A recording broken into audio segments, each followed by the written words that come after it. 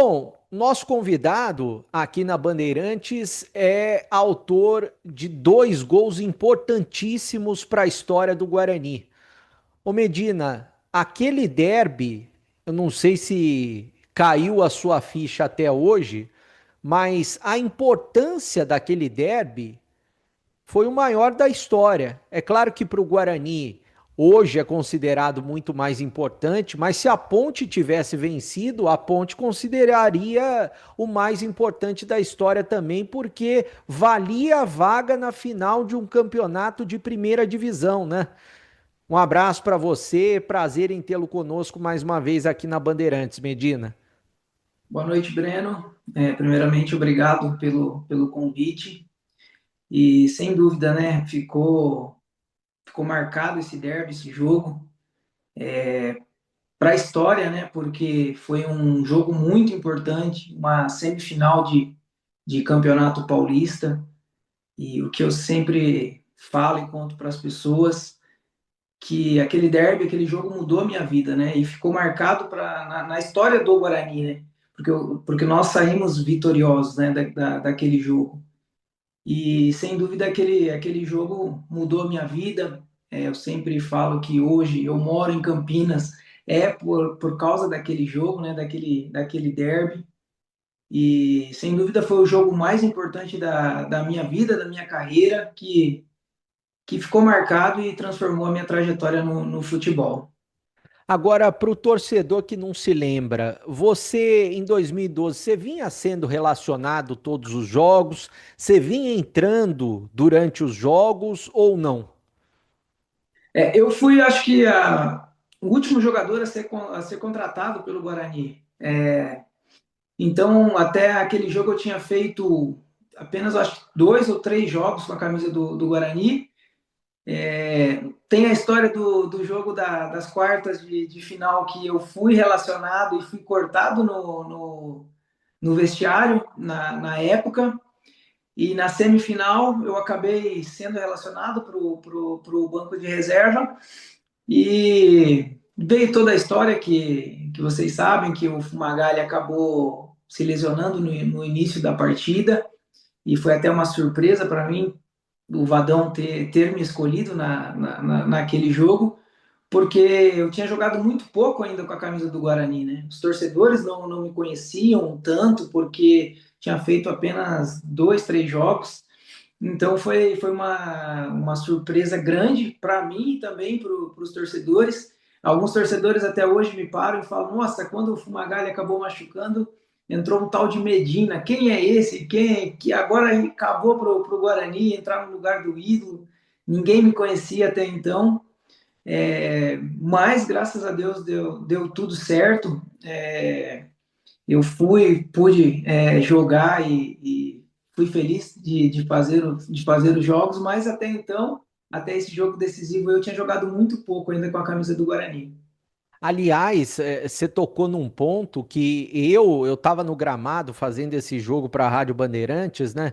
Eu assim que o Fumagalli se machucou e o jogo tava 1-0 para a Ponte e eu tava cobrindo a Ponte Preta, eu logo pensei, ah, já era, acabou o jogo para o Guarani, né? Sai o melhor jogador do time, independente de quem fosse entrar, né? Ninguém sabia que você iria entrar e marcar dois gols, mas independente de quem fosse entrar, eu acho que todo mundo pensou isso. O que que passou pela sua cabeça a hora que você viu o Fumagalli no chão?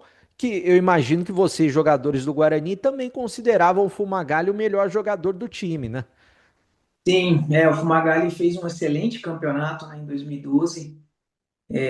Foi inclusive o craque lá do interior. E, cara, foi difícil. Na hora o Vadão, o Fumagalli machucou, ele tentou voltar para o jogo, mas já no início o Vadão falou para eu e o Thiaguinho aquecer, porque ele ia fazer uma escolha. E ele acabou optando por mim. Graças a Deus, eu consegui entrar de cabeça tranquila também. Eu lembro até hoje que eu conto pro pessoal que na hora eu fiz uma oração, porque, cara, você entra no lugar do craque do time. Uma responsabilidade muito grande. Se ganha, se perde, é culpa de quem? De quem entrou. Se ganha, era normal, mas se perde, pô, entrou o Medina no lugar do Fumagalli, quem é esse? Pô, na época eu tinha apenas 21 anos, era um garoto ainda, então você imagina a responsabilidade de entrar no lugar do ídolo do time, do craque do time, numa decisão tão importante para as duas equipes, porque a gente fala que ali era uma final, cara, era uma final para as duas equipes, porque um derby, você conhece a história dos derbys e mexe com a cidade, mexe com a emoção. Então era um jogo que era de muita importância para as duas equipes. Você até citou que você foi cortado nas quartas de final, né? Teve algum motivo para você ser cortado? Foi apenas uma escolha? Quem que o Vadão escolheu para colocar no seu lugar nas quartas de final, no caso no banco? Foi uma escolha. Antigamente se relacionava, acho que era 22 ou 24, e podia ir 20 ou 22 para o banco. Sempre dois, três era cortado no vestiário. Ia para concentração, tudo, só que no vestiário não poderia todos, não iam todos para o banco de reserva. E nesse jogo aí eu fui cortado, porque eu estava acabando de voltar de lesão também. E na época eu acho que foi o Bruno o Neves junto com o Pardalzinho, eu não lembro na época, mas eu acabei sendo cortado nas quartas de final. Aí na semifinal, eu lembro da história também que o Vadão e o professor Gercinho conversaram, que durante o treino, durante a semana, o Vadão falou com o Gercinho que precisava achar um lugar para mim no banco de reserva, porque eu vinha treinando muito forte e estava numa crescente muito grande.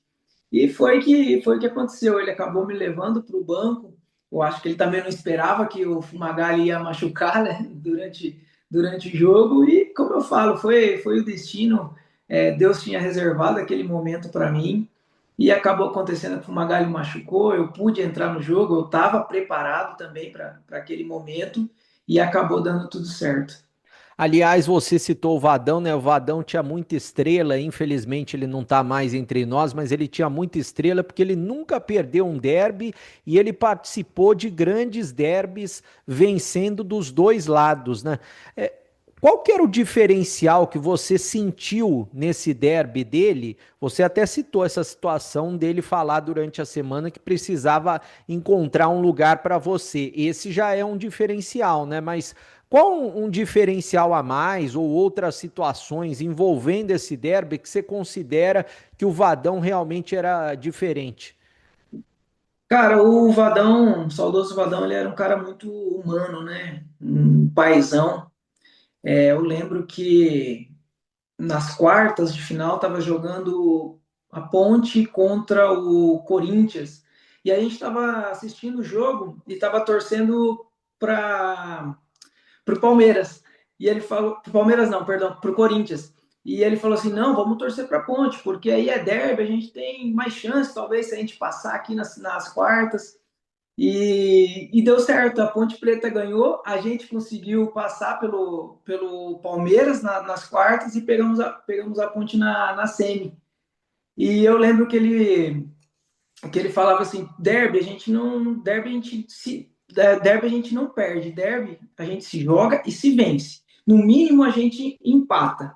Então ele dava muita confiança para a equipe, né? E eu lembro que era uma equipe com vários jogadores experientes e ele sempre passava muita confiança, tranquilidade para os jogadores. E isso é muito importante, né? Quando você tem um comandante que é um comandante vitorioso e passa confiança para os seus atletas, esse é um diferencial, né? Sem contar que ele foi um excelente cara, um excelente treinador.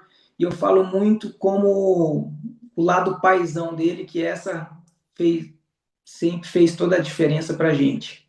E qual que foi a conversa do Vadão com você, se é que teve essa conversa, depois do jogo ou durante a semana, depois desse jogo? Ele chegou a falar alguma coisa com você em específico, em especial com você? Cara, uma coisa que eu nunca me esqueço, cara, eu era novo, né? Eu tinha 21 anos e eu lembro que na hora do jogo ele falou: Medina, entra lá, faz o que você vem treinando. E depois que acabou dando tudo certo, eu estava saindo do vestiário. Naquele dia eu fui até pro antidoping para fazer o exame, eu fui o escolhido. E ele estava com a esposa dele. Aí já logo na saída do vestiário ele me deu um abraço, me parabenizando.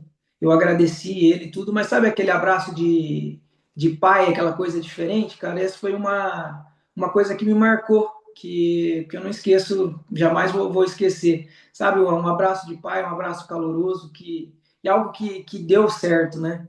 Porque teve, com certeza teve a mão dele, né?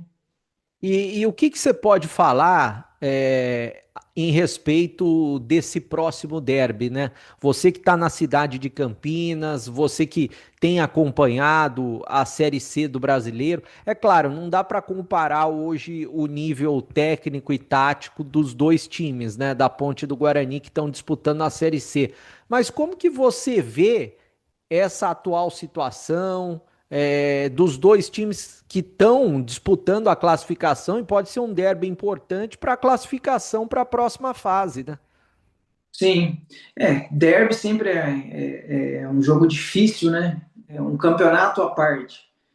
Claro que hoje a situação é totalmente diferente daquela época. Aquela época a gente estava disputando uma semifinal de campeonato paulista. Hoje as duas equipes estão na terceira divisão do Campeonato Brasileiro, mas continua sendo um derby, né? O Guarani deu uma recuperada, vem uma crescente muito boa. E precisa vencer o jogo para entrar no grupo dos oito, né? E a Ponte Preta tá com uma equipe muito boa, tá lá em cima na tabela, vai ter o fator casa, né? Para empurrar o time. Então, eu acho que a Ponte Preta, por jogar em casa, tem um pouco de vantagem e por estar lá em cima na tabela, mas é o jogo da vida do Guarani. Se o Guarani almeja alguma coisa na competição, precisa vencer esse derby, ou no mínimo não perder.